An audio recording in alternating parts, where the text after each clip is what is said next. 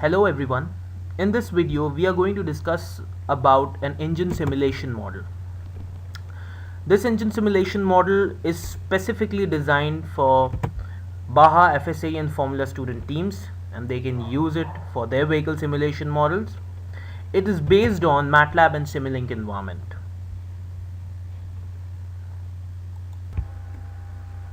Before starting with this model, let us first clarify certain points about this simulation model. First point is that this is not an engine operation simulation model. So we are not very much interested in the working or the operation of the engine in this particular model. We will not be simulating that aspect or the operation of the engine. Instead, we will be more interested in the effect of the engine. So this model can be used with a vehicle simulation model to get the data about the engine and feed it into the vehicle simulation model. Therefore, since we are not interested in the engine operation, we will not be discussing parameters like flame speed, compression ratio, spark timing, etc.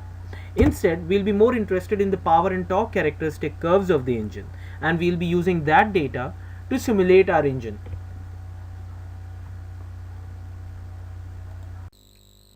The basic structure of this model can be described in this diagram.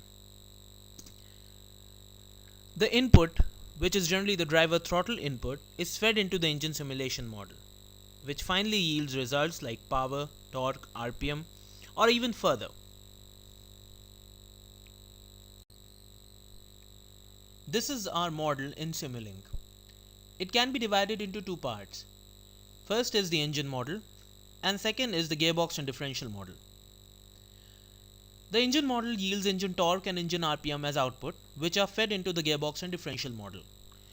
The gearbox and differential model then yield the torque at wheels and the wheel RPM as the final output. Let us look at the engine model in detail.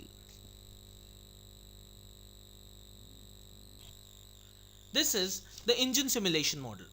The most important block in this model is this lookup table. It is the correlation between the torque and RPM of the engine that we are considering. An array of torque values are fed into the table. Corresponding RPM values are also fed into the table to feed the complete torque RPM correlation. The current engine RPM is fed into the table, and the table block gives the engine torque at that particular engine RPM at which the engine is running. This engine RPM is obtained from the driver input. The process of obtaining the current engine RPM from driver input is defined by the set of calculations in this particular section. Driver inputs can be obtained in a number of ways. Example, throttle position on engine, throttle pedal position, pedal force, etc. In this model, we will take throttle pedal position as driver input. This particular lookup table has a correlation between throttle pedal position and engine RPM. Let's look at the calculations on how we can establish this correlation. The constant block here is the maximum angle that pedal projects from its initial to final position. This particular constant block is the length of the pedal. When the pedal length is multiplied by the maximum pedal angle in radians, it gives the maximum pedal arc length that the pedal cuts from its initial to final position. This total arc length is fed into the embedded MATLAB function over here. If we look inside the embedded MATLAB function, we can see that it creates a linear equispaced array of 100 elements between 0 and total pedal arc length.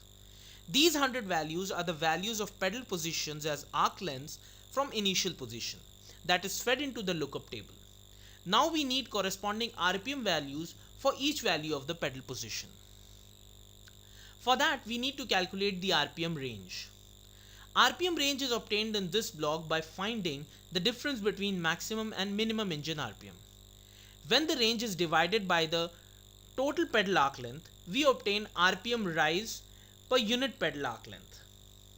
On multiplying this value with all the values in the array of pedal positions, we obtained an array of RPM rise at each pedal position. On adding the minimum RPM to all the elements of this new array, we obtain the RPM at each pedal position. This array is fed into the table to establish the correlation. This is not a very ideal way of establishing such a correlation, as a linear relationship is assumed. The best way to establish this relationship can be experimentally. On the top, you can see that input pedal arc length is fed to the table and engine RPM is obtained as an output, which is then fed to the torque RPM correlation lookup table. Let us now look at our gearbox and differential model. As you can see that it accepts engine torque and engine RPM as inputs from the engine model. Let us see how it uses these inputs to provide further information. Here is the gearbox and differential simulation model. This lookup table here contains the gear number to gear ratio correlation. As you can see that it accepts an array of gear numbers and an array of corresponding gear ratios to establish a correlation. Then it accepts the current gear in which the vehicle is running. That's the driver input. It yields the current gear ratio by looking up the table. As you can see that the two inputs to this model are torque from engine and engine RPM.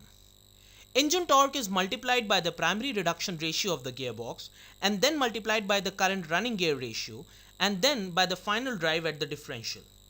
This gives the value of torque at wheels. Engine RPM on the other hand is divided by the primary reduction, then divided by the running gear ratio and then further divided by the final drive to obtain the wheel RPM. Since I have not included a clutch in this model, it is not a very accurate transmission model, as there may be some slipping at clutch due to clutch wear, etc.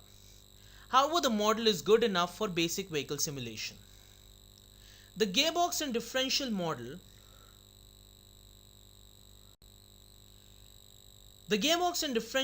gives torque at wheels and wheel RPM as output that can be fed into the simulation model of the vehicle. Wheel RPM is not the actual wheel RPM as we are not taking into account the slip ratio, which will be established later in the vehicle simulation model.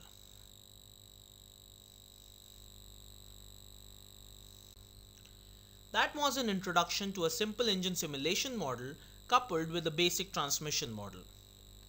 For any queries or any topics on which you would like us to make such videos, please feel free to contact us. Thank you.